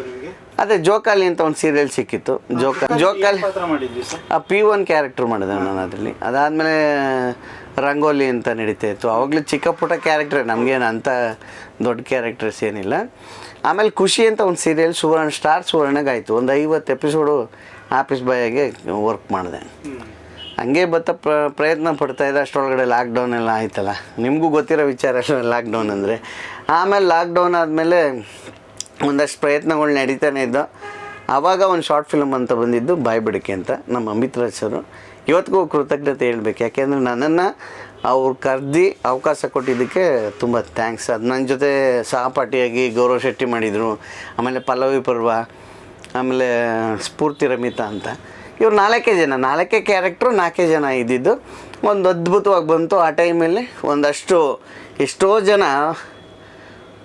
ಇವನೇನಪ್ಪ ಏನು ಮಾಡ್ತಿದ್ದೆ ಇದರಲ್ಲಿದ್ದಿದ್ದು ಅವತ್ತು ಗೊತ್ತಾಗಿದ್ದು ನನ್ನ ಆರ್ಟಿಸ್ಟು ಅಂತ. ಅದಾದಮೇಲೆ ಆ ಥರ ಸಮಸ್ಯೆಗಳು ಯಾವುದೂ ಆಗಲಿ. ಇವಾಗೆಲ್ಲ ಕಡೆ ಅವಕಾಶಗಳು ಸಿಗ್ತಿದೆ, ಜೀವನ ನಡೀತಿದೆ. ಅಷ್ಟು ಬಿಟ್ಟರೆ ಇನ್ನೇನಿಲ್ಲ ಸರ್. ಅಂದರೆ ನೀವು ಇದು ಬಿಟ್ಟರೆ ಬೇರೆ ಮಾದಿಂದ ಏನಾದರೂ ಸಂಪಾದನೆ ಮಾಡ್ಕೊಂಡಿದ್ದೀವಿ? ಇವಾಗ ಆಗ್ತಿದೆ ಸರ್. ಇವಾಗ ಆಗ್ತಾ ಇದೆಯಾ? ಒಂದು 10 ವರ್ಷದಿಂದ ಇಲ್ಲ, ಇವಾಗ ಆಗ್ತಿದೆ. ಇವಾಗೆಲ್ಲ ಅಟ್ಲೀಸ್ಟು ನಾವು ಕೇಳದೇ ಇದ್ದರೂ ಕೂಡ ನಿಮ್ಮ ಪೇಮೆಂಟ್ ಏನು ತೊಗೊಳ್ತೀರಾ ಅಂತ ಕೇಳ್ತಾರೆ. ಫಸ್ಟ್ ಆವಾಗ ಕ್ಯಾರೆಕ್ಟರ್ ಇದೆ ಬಂದು ಮಾಡ್ತೀಯ ಅಂತ ಕೇಳೋರು. ನಿಮಗೆ ಫ್ರೀಯಾಗಿ ಸಿಕ್ಕಿದ್ರೆ ಸಾಕು ಅನಿಸ್ತಿದ್ದು ನಿಮಗೂ ಕೂಡ? ಹೌದು, ಆಬ್ವಿಯಸ್ಲಿ. ಯಾಕೆಂದರೆ ಈಗ ನಮಗೆ ಆ ಸ್ಟ್ರಗಲಿಂಗು ಅಷ್ಟೇ ಬಿಟ್ಟರೆ, ನಾನು ಬೇಗ ಬೆಳಿಬೇಕು ಅನ್ನೋದು ಒಂದು ಕುತೂಹಲ ಬಿಟ್ಟರೆ, ನನ್ನಿಂದ ದುಡ್ಡು ಬಂದರೆ ಮಾಡ್ತೀನಿ, ಇಲ್ಲ ಮಾಡಲ್ಲ ಅನ್ನೋದೇನಿಲ್ಲ. ಹೋಗ್ತಾನೆ ಇರ್ತಿದ್ವಲ್ಲ. ಅವ್ರು ಹೇಳೋರು ಹಿಂಗೊಂದು ಕನ್ವಿನ್ಸ್ ಕೊಡ್ತೀವಿ ಬನ್ನಿ, 500 ರೂಪಾಯಿ 1000 ರೂಪಾಯಿ ಏನಾರು ಅಷ್ಟೇ. ಈಗ ಒಂದು ಸೀರಿಯಲ್ ಅಥವಾ ಒಂದು ಸಿನಿಮಾಗೆ ಎಷ್ಟು ಕೊಡ್ತಾರೆ ಅಥವಾ ಎಷ್ಟು ಕೇಳ್ತೀರಾ, ಎಷ್ಟು ಸರ್ ಅದು ನಾವು ಕೇಳಬಾರ್ದು, ನೀವು ಹೇಳಬಾರ್ದು. ಅದೊಂದು ಯಾಕೆ ಅಂದರೆ ಈಗ ನಾನು ನಿಮ್ಮ ಇಂಟರ್ವ್ಯೂಲ್ಲಿ ಹೇಳಿದ್ರಿಂದ ದೊಡ್ಡ ವಿಚಾರ ಏನಲ್ಲ. ಬಟ್ ಏನಂದರೆ ನಾನು 5,000 10,000 ಕೊಡ್ತಾರೆ ಅಂದರೆ ಬಿಡ್ರಿ ಒಂದು ರೇಟ್ ಜಾಸ್ತಿ, ಅಥವಾ ಬಿಡ್ರಿ ಅವನೇನ್ರಿ 5,000 ತೊಗೋತಾನಂತೆ, ಅದು ಕೂಡ ಆ ಥರ ಇದಾಗುತ್ತೆ. ತೊಂದ್ರೆ ಆಗ್ಬೋದು. ಅವಕಾಶಗಳು ತೊಂದರೆನೇ ಅದು. ಯಾಕೆಂದರೆ ಇವಾಗ ನನಗೆ ಪರ್ಸ್ನಲಿ ಆಟ್ಲಿ ತುಂಬ ಇಷ್ಟ ಆಗಿರೋರು ಅಂದರೆ ವಿಡಿಯೋ ನೋಡಿ ಯಾವುದೋ ನಂಬರ್ ಕಲೆಕ್ಟ್ ಮಾಡಿ ಸರ್ ನಿಮ್ಗೆ ಹಿಂಗೊಂದು ಕ್ಯಾರೆಟ್ ಇದೆ ಮಾಡಿ ಅಂತ ಕೇಳಿದಾಗ ಖಂಡಿತ ಮಾಡ್ತೀನಿ ಅಂತ ಒಪ್ಕೋತೀನಿ. ಪೇಮೆಂಟ್ ಏನು ತೊಗೊಳ್ತಿದ್ದೀರಾ ಅಂತ ಕೇಳ್ತೀನಿ. ಸರ್ ನೀವೇನು ಕೊಡ್ತೀರಾ ಹೇಳಿ ಅಂತೀನಿ. ಅದು ನಮಗೇನೋ ಜೀವನೋಪಾಯಕ್ಕೆ ಕರೆಕ್ಟ್ ಅನಿಸಿದ್ರೆ ಒಪ್ಕೊಳ್ಳೋಣ. ಚಿಕ್ಕ ಕ್ಯಾರೆಕ್ಟರ್ ಮಾಡ್ಕೊಂಡು ಇವತ್ತು ಒಂದು ಯೂಟ್ಯೂಬಲ್ಲಿ ಒಂದು ಅಲೆನೇ ಅನ್ಕೋಬೋದು. ಅಂದರೆ ನಮ್ಮದು ವೀಡಿಯೋಸು 3 ಮಿಲಿಯನ್ 4 ಮಿಲಿಯನ್ 5 ಮಿಲಿಯನ್ ಹೋಗ್ತಿದೆ. ಅದು ಪ್ರತಿಯೊಬ್ಬರು ಗ್ರಾಹಕರೇ ಇಂಪಾರ್ಟೆಂಟು. ಅಂದರೆ ಆಡಿಯನ್ಸ್ ಎಷ್ಟು ಇಂಪಾರ್ಟೆಂಟ್ ಅಂತ ಅಷ್ಟೇ. ಒಂದೇನೆಂದರೆ ಯೂಟ್ಯೂಬಲ್ಲಿ ಮಾಡಿದ್ದೀನಿ ನಾನು 10,000 ಕೇಳಿದ್ರು ಕೊಡ್ತಾರೆ ಅಂದ್ಕೊಳ್ಳೋದು ಭ್ರಮೆ. ನಾವೇನಂದರೆ ಆ ಕ್ಯಾರೆಕ್ಟ್ರ್ ಏನು, ಎಷ್ಟು ದಿನ ಬರುತ್ತೆ ಏನು ಅಂತ ತಿಳ್ಕೊಂಡು ಮಾತಾಡಿದ್ರೆ ಒಂದು ಒಳ್ಳೆಯದಿರುತ್ತೆ ಅನ್ನೋದು ನನ್ನ ಅಭಿಪ್ರಾಯ. ಸರ್ ಈಗ ಸೆಟ್ಟಲ್ಲಿ ನಾನು ನೋಡಿದೆ, ಈಗ ಯಾವುದೋ ಒಂದು ಸೆಟ್ಟಲ್ಲಿ ಶೂಟಿಂಗಲ್ಲಿ ಇದ್ರಿ, ಹಂಗಾಗಿ ಸೆಟ್ಟಲ್ಲಿ ಎಲ್ಲರ ಜೊತೆಗೂ ಲವಲೋಕಿಯಿಂದ ಓಡಾಡ್ತೀರಾ, ಎಲ್ಲ ಕೆಲಸನೂ ಮಾಡ್ತೀರಾ, ಸೆಟ್ ಕೆಲಸ ಮಾಡ್ತೀರಾ, ಊಟ ಬಡಿಸ್ತೀರಾ, ಅವರೆಲ್ಲರೂ ಕಾಲು ಎಳಿತೀರಾ, ತುಂಬ ತಮಾಷೆ ಮಾಡ್ತೀರಾ, ಎಲ್ಲರೂ ಗೋಳು ಇಕ್ಕತ್ತೀರಾ, ಏನೇನೋ ಮಾಡ್ತೀರಿ. ಯಾಕೆ ಸರ್ ಹಂಗೆ? ಒಂದು ಡೀಸೆಂಟಾಗಿ ಅಥವಾ ಒಂದು ರೀತಿ ಘನತೆ ಥರ ಇರ್ತಲ್ಲ, ಆ ಥರ ಯಾಕೆ ಇರಬಾರ್ದು? ಯಾಕೆ ಎಲ್ಲರ ಜೊತೆ ಹಂಗಿರ್ಬೇಕು ನಿಮಗೆ? ಸರ್ ನಾವೇನಂದರೆ ಎಲ್ಲನೂ ಅನುಭವಿಸಿದ್ದೀವಿ. ಕಷ್ಟ ಸುಖ ನೋವು ನಲಿವು ಎಲ್ಲ ಇದೆ. ಬಟ್ ನನ್ನ ಮನಸ್ಸಲ್ಲಿ ನೋವಿದೆ, ನನ್ನ ಫ್ಯಾಮಿಲಿ ತುಂಬ ಕಷ್ಟದಲ್ಲಿದ್ದಾರೆ ಅಂತ ಆ್ಯಕ್ಟಿಂಗಲ್ಲಿ ಹೇಳೋಕ್ಕಾಗಲ್ಲ. ನಮ್ಮ ಮನಸ್ಸಲ್ಲಿ 1000 ನೋವಿದ್ರು ಕೂಡ, ಇವಾಗ ನಾನು ನಿಮಗೆ ಚಾನಲ್ಗೆ ಇಂಟ್ರ್ಯೂ ಕೊಡ್ತಿದ್ದೀನಿ, ನನ್ನ ಮನೇಲಿ ತುಂಬ ಕಷ್ಟ ಇದೆ ಅಂತ ಹೇಳೋಕ್ಕೂ ಆಗಲ್ಲ. ನಾವೇನಂದರೆ ನಮ್ಗೆ ಎಷ್ಟೇ ನೋವಿದ್ರು ಕೂಡ ಕಲಾವಿದರು ಏನು ಮಾಡಬೇಕಂದ್ರೆ ತೆರೆ ಮೇಲೆ ನಗಿಸ್ಬೇಕು. ಅವ್ರಿಗೆ ಎಷ್ಟೇ ನೋವಿದ್ರು ನಗಿಸ್ತಾರೆ, ಅಷ್ಟು ಇಂಪಾರ್ಟೆಂಟ್ ಬಿಟ್ಟರೆ ಇನ್ನೇನಿಲ್ಲ. ಅಂದರೆ ನೀವು ತೆರೆ ಮೇಲೆ ನಗಿಸ್ತೀರಾ, ಅಂದರೆ ಶೂಟಿಂಗಲ್ಲೂ ಸ್ಪಾಟಲ್ಲೂ ಕೂಡ, ಆಮೇಲೆ ಯಾರ ಜೊತೆ ಸ್ನೇಹಿತರ ಜೊತೆ ಫುಲ್ಲು ನಗಿಸ್ತಾನೆ ಇರ್ತಿರಲ್ಲ ಸರ್. ಹೆಂಗೆ ಸಾಧ್ಯ ಸರ್? ಓಕೆ ನಗಿಸ್ತಿರ್ತೀವಿ ಅಂತ ಹೇಳ್ತಿರ್ತಾರಲ್ಲ. ಬಟ್ ಏನಂದರೆ ಈ ನಗಿಸೋರ್ಗೆ ಬೇಗ ಕಾಯಿಲೆಗಳು ಯಾವ ಬರಲ್ಲ. ಯಾಕೆಂದರೆ ಕ್ಲಾಪ್ಸ್ ಹೊಡೀರಿ, ಯೋಗಾಸನ ಮಾಡೋರೆಲ್ಲ ಗೊತ್ತು ನಿಮಗೆ, ಹಿಂಗೆ ಮಾಡಿ ಹಂಗೆ ಮಾಡಿ ಅಂತ ಹೇಳ್ತಿರ್ತಾರೆ. ನಾವು ಎಲ್ಲರೂ ನಗಿಸ್ಬೇಕು, ಅವ್ರಿಗೆ ಏನೇ ನೋವಿರಲಿ ಆ ಸೆಟ್ಟಲ್ಲಿ ನಾವು ನಗ್ನಗ್ತಾ ಇರಬೇಕು, ಅವ್ರನ್ನೂ ನಗಿಸ್ಬೇಕು ಅನ್ನೋದೇ ನಮ್ಮ ಉದ್ದೇಶ. ಅಷ್ಟು ಬಿಟ್ಟರೆ ಏನಿಲ್ಲ. ಊಟ ಬಡಿಸ್ತೀರಿ ಅಂತ ಕೇಳಿದ್ರೆ ನಾನು ಆ್ಯಕ್ಚುಲಿ ಹೋಟೆಲೆಲ್ಲ ಇದ್ನಲ್ಲ ಸರ್, ನಮಗೆ ಎಷ್ಟೇ ದುಡ್ಡು ಕೊಟ್ಟರು ಕೂಡ, ಏನು ಕ್ವಾಲಿಟಿ ಕೊಟ್ಟರು ಕೂಡ ಅನ್ನದಾತ ಸುಖಿನೋ ಭವಂತು ಅಂತಾರೆ. ಯಾಕೆ ಹೇಳಿ, ನಾವು ತಿನ್ನೋ ಅನ್ನ ಆ ದೇವ್ರು ಕಳಿಸಿರೋದಲ್ವ. ಹಂಗಾಗಿ ಅದಕ್ಕೆ ಎಲ್ಲರ ಜೊತೆ ನಾವು ನಗ್ನಾಗ್ತಾ ಇರಬೇಕು, ಸಂತೋಷವಾಗಿರಬೇಕು ಅನ್ನೋದೇ ನನ್ನ ಆಸೆ. ಅದೇ ನಾನು ನೋಡಿದ್ನಲ್ಲ, ಈಗ ಶೂಟಿಂಗ್ ಸ್ಪಾಟಲ್ಲಿ ಊಟನೂ ಬಿಡಿಸ್ತೀರಾ, ಯಾರು ಮೇಕಪ್ ಮಾಡ್ತೀರಾ, ಅವ್ರು ಸ್ವಲ್ಪ ಹೆಲ್ಪ್ ಮಾಡ್ತೀರಾ, ಅವ್ರು ತಮಾಷೆ ಮಾಡ್ತೀರಾ, ಅವ್ರು ನಗಿಸ್ತೀರಾ, ಎಲ್ಲವನ್ನೂ ಮಾಡ್ತೀರಾ. ಹಿಂಗೆ ನಗೋರಿಂದ 1000 ನೋವಿರ್ತವೆ ಅಂತ ಹೇಳ್ತಾರೆ. ಆದರೆ ನೀವು ಇರೋ ಕಡೆ ಒಂದು ರೀತಿ ಸಂತೋಷದ ಅಲೆ ತೆರೆ ಮೇಲೆಲ್ಲ ತೆರೆಯಿಂದ ಆಚೆಗೂ ಇರುತ್ತೆ ಅನ್ನೋದು ನಾನು ನೋಡಿದ್ಮೇಲೆ ಅದಕ್ಕೋಸ್ಕರ ಹಂಗೆ ಕೇಳಿದೆ. ಖಂಡಿತ ಸರ್, ಈ ಜೀವ ಅನ್ನೋದು ನಮ್ಮ ಕೈಲಿ ಏನಿಲ್ಲ ಸರ್. ಆ ಭಗವಂತ ಬಾ ಅಂದರೆ ಹೋಗ್ತಾ ಇರಬೇಕು, ಇರು ಅಂದರೆ ಇರಬೇಕು. ರಾತ್ರಿ ಮಲಗೋಕ್ಕಿಂತ ಮುಂಚೆ ದೇಹವಾಗಿ ಮಲಗ್ತೀವಿ, ಆದರೆ ಬೆಳಗ್ಗೆ ಎದ್ದರೆ ಮಾತ್ರ ಅವನು ಜೀವ ಅಂತ ಗೊತ್ತಾಗುತ್ತೆ. ಬದುಕಿದ್ರೆ ಕರೆಕ್ಟು, ಬದುಕಿದ್ರೆ ಜೀವ ಅಂತ ಗೊತ್ತಾಗುತ್ತೆ. ಇಲ್ಲ ಅಂದರೆ ಏನು ಹೇಳಿ, ಅವನ ಹೆಣ್ಣಾನೆ. ಅಂದರೆ ಇರುವಾಗ ಎಲ್ಲ ಕಡೆ ಖುಷಿ ಎಲ್ಲ ಕಡೆ ಇರ್ಬೇಕು ಸರ್. ನಾವು ಏನು ಸರ್, ನಾವು ಕಳ್ಕೊಳ್ಳೋದೇನಿದೆ ಸರ್? 4 ಮಾತು ಒಬ್ರು ಮನ್ಸಿಗೆ ನೋವಾಗುತ್ತೋ ಬಿಡುತ್ತೋ ನಂಗೆ ಗೊತ್ತಿಲ್ಲ. ನಾನು ನಗಿಸ್ಬೇಕು, ನಾನು ನಗಬೇಕು ಅಂತಲೇ ಮಾಡ್ತಿರ್ತೀನಿ. ಅಷ್ಟು ಬಿಟ್ಟರೆ ಇನ್ನೇನಿಲ್ಲ. ನಾನಿರೋ ಜಾಗದಿಂದ ಒಂದು ಕರೆಸಂದ್ರ ಅಂತ ಇದೆ, ಅಲ್ಲಿ ಕಾರ್ ತೊಳಿತಿದ್ದೆ. ಅಂದರೆ ಒಂದು 7-8 ಕಾರ್ ತೊಳಿತಿದ್ದೆ. ಅದರಲ್ಲಿ ಸ್ಮಿತಾ ಮೇಡಮ್ ಅಂತ. ನಾನು ಒಂದು ಗಾಡಿ ತೊಗೊಂಡಿದ್ದೆ ದುಡ್ಡಿಗೆ, ಒಂದು 11,000ಕ್ಕೆ ತೊಗೊಂಡಿದ್ದೆ. ಅದು ಏನೋ ಕಾರಣಾಂತರದ ಪ್ರಾಬ್ಲಮ್ಗಳು ಬರ್ತಾಯಿತ್ತು, ಸುಮ್ಮನೆ ಇದೇನಕ್ಕೆ ಅಂದ್ಬಿಟ್ಟು ಮಾರ್ಬಿಟ್ಟೆ. ಅದೇ ಥರ ಗಾಡಿ ನಮ್ಮ ಮೇಡಮ್ ಹತ್ರ ಇತ್ತು. ನಾನು ಕಾರ್ ತೊಳಿತಿದ್ನಲ್ಲ, ಸ್ಮಿತಾ ತಂಗಳು ಅಂತ. ಅವ್ರು ಏನು ಕೆಲಸ ಮಾಡ್ತೀರಿ ಸರ್? ಅವರು ಹೌಸ್ ವೈಫು, ಅವ್ರ ಹಸ್ಬೆಂಡು ಸಾಫ್ಟ್ವೇರ್ ಇಂಜಿನಿಯರು. ಅವರು ತುಂಬ ನನಗೆ ಏನೇ ಆದರೂ ಒಂದು ಹೆಮ್ಮೆ ಪಡೋರು. ಆಮೇಲೆ ಎಷ್ಟೋ ಸಿನಿಮಾ ನೋಡಿದ್ದಾರೆ, ಅಮೆಝಾನ್ ಪ್ರೈಮ್ಸಲ್ಲೆಲ್ಲ ನೋಡಿದ್ದಾರೆ. ಅವರೇ ಹೇಳಿದ್ದಾರೆ ಚೆನ್ನಾಗಿ ಆ್ಯಕ್ಟ್ ಮಾಡಿದ್ದಾರೆ, ಬೆಸ್ಟ್ ಆಫ್ ಲಕ್ ಅಂತ. ನೀವು ಕಾರ್ ತೊಳೆಯಕ್ಕೆ ಹೋಗೋ ಮನೆಗಳೆಲ್ಲ ಅವ್ರ ಸಿನಿಮಾಗಳು ನೋಡಿ ಏನು ಎಕ್ಸ್ಪ್ರೆಸ್ ಮಾಡ್ತೀರಿ, ಏನು ಪ್ರೆಸೆಂಟ್ ಮಾಡ್ತೀರಿ? ಚೆನ್ನಾಗಿ ಆ್ಯಕ್ಟ್ ಮಾಡಿದೀಯ ಅಂತ ಹೇಳೋರು. ಇವ್ನು ಕಾರ್ ತೊಳೆ ನಮ್ಮ ಮನೆಗೆ ಬರ್ತಿದ್ದೇನೆ ಅಂತ ಅದೇನು ಮಾತಾಡೋದಿಲ್ಲ, ಆಗ್ತದಿಲ್ಲ ಸರ್. ಒಂದೇನಂದರೆ ನಾವು ಹೆಂಗೆ ನೀವು ಹೇಳಿದ್ನಲ್ಲ ಸರ್, ಇರೋವರೆಗೂ ಅಷ್ಟೇ ಚೆನ್ನಾಗಿರಬೇಕು ಅಂತ. ಅವರು ಅಷ್ಟೇ ಇರೋವರೆಗೂ ನಮ್ಮ ಜೊತೆಲಿ ಇರೋವರೆಗೂ ಅವರು ನಮ್ಮ ಫ್ಯಾಮಿಲಿ ಅಂತಲೇ ಮಾತಾಡಿಸ್ತಿದ್ರು. ನೀವು ಆ ಥರ ನೋಡ್ತೀರಿ, ಈಗ ಸೆಲೆಬ್ರಿಟಿ ಥರ ಆದಮೇಲೆ ನೀವು ಅವರು ನಮ್ಮನ್ನ ಇವ್ರ ಮನೆ ಕಾರ್ ತೊಳೆಯಕ್ಕೆ ಬಿಡಬೇಕಾ ಅಥವಾ ಬೇಡವಾ ಅಥವಾ ನಿಮ್ಗೆ ಆ ಥರ ಏನಿಲ್ಲ ಸರ್, ಆ ಥರ ಏನಿಲ್ಲ. ಅಂದರೆ ಈಗ ನಮ್ಮನೇಲಿ 4 ಜನ ಇದ್ದೀವಿ ಅಂದರೆ ಯಾರಾದರೂ ಒಬ್ರು ಮಾಡ್ಕೋತೀವಲ್ಲ, ಅದೇ ಥರ ಅವರು. ಅಂದರೆ ನಮ್ಮನೇಲಿ ಒಬ್ಬ ಅಂತ ತಿಳ್ಕೊಂಡಾಗ ಆ ಥರ ಏನೂ ಬರಲ್ಲ. ನೀವು ಸೆಲೆಬ್ರಿಟಿ ಆಗ್ತಿದ್ದೀರಾ, ನೀವು ಹೋಗಿ ಅಂತ ಯಾರು ಹೇಳಿಲ್ಲ ಸರ್. ಸ್ಮಿತಾ ಮೇಡಮ್ ಅವ್ರ ಹತ್ರ ಕಾರ್ ತೊಳಿತಾ ಇದ್ರಿ. ಹಾಂ, ಸ್ಮಿತಾ ಮೇಡಮ್ ಅಂತಿದ್ರು, ಅರುಣ್ ಅಂತಿದ್ರು, ಆಮೇಲೆ ಜಗದೀಶ್ ಅಂತ ಡಾಕ್ಟ್ರು, ತುಂಬ ಜನ. ಅಂದರೆ ನಾನು 7-8 ಕಾರ್ ತೊಳಿತಿದ್ದೆ ಸ್ಟಾರ್ಟಿಂಗು. ಇವಾಗೇ ಒಂದು 2-3 ಇದೆ. ಅವು 7-8 ತೊಳಿತಿದ್ದಾಗ ಯಾರ್ಯಾರು ಎಷ್ಟು ದುಡ್ಡು ಕೊಡ್ತೀರಿ ಸರ್ ಒಂದೊಂದು ಕಾರ್ಗಳು? ಸರ್ ಅಂದರೆ ಸ್ಮಿತಾ ಮೇಡಮ್ ಅಂತ ಹೇಳಿದ್ನಲ್ಲ, ಅವ್ರ ಮನೇಲಿ ಒಂದು 2,000 ಸಿಗ್ತಾಯಿತ್ತು. ಲಾಸ್ಟ್ ಒಂದು 3,000 ಮಾಡಿದ್ರು, 2 ಕಾರು, 1-2 ಬೈಕು. ಇನ್ನಿದ್ದವ್ರಲ್ಲ 1,800, 1,600 ಹಂಗೆ. ಕಾರ್ ಮೇಲೆ ಡಿಪೆಂಡ್ ಅಪ್ಪ. ಆಮೇಲೆ ಅವರೇ ನನಗೆ ಒಂದ್ಸಲಿ ಕೇಳಿದೆ, ಮೇಡಮ್ ಹಿಂಗೆ ಗಾಡಿ ಚೇಂಜ್ ಮಾಡಿದ್ರೆ ಒಂದ್ಸಲಿ ಕೊಡಿ ಮೇಡಮ್, ನನಗೆ ಕೊಡಿ ಅಂತ ಕೇಳಿದೆ. ಬಟ್ ಏನಂದರೆ ಯಾವ ಗಾಡಿ ಇತ್ತು ಸರ್ ಅವ್ರ ಹತ್ರ? ಅವ್ರು ಆ್ಯಕ್ಟಿವ್ ಹೊಂಡ. ನಾನು ಇವಾಗಲೂ ಅದನ್ನೇ ಯೂಸ್ ಮಾಡ್ತಿದ್ದೀನಿ. ಲಕ್ಕಿ ಗಾಡಿ ನನಗೆ ಅದು. ಹಾಂ, ಅದು ಬಂದಾದ್ಮೇಲೆ ಅಂತ ಅಂತಲ್ಲ, ಅದು ಕೊಟ್ಟರು ಸರ್. ಸರ್ ಅದು ಮಾಮೂಲಿ ಕಾರ್ ತೊಳಿತಿದ್ನಲ್ಲ, ಆವಾಗಲೇ ಕೇಳಿದ್ದೆ ನಾನು, ಮೇಡಮ್ ಗಾಡಿ ಚೇಂಜ್ ಮಾಡಿದ್ರೆ ಹೇಳಿ ಅಂತ.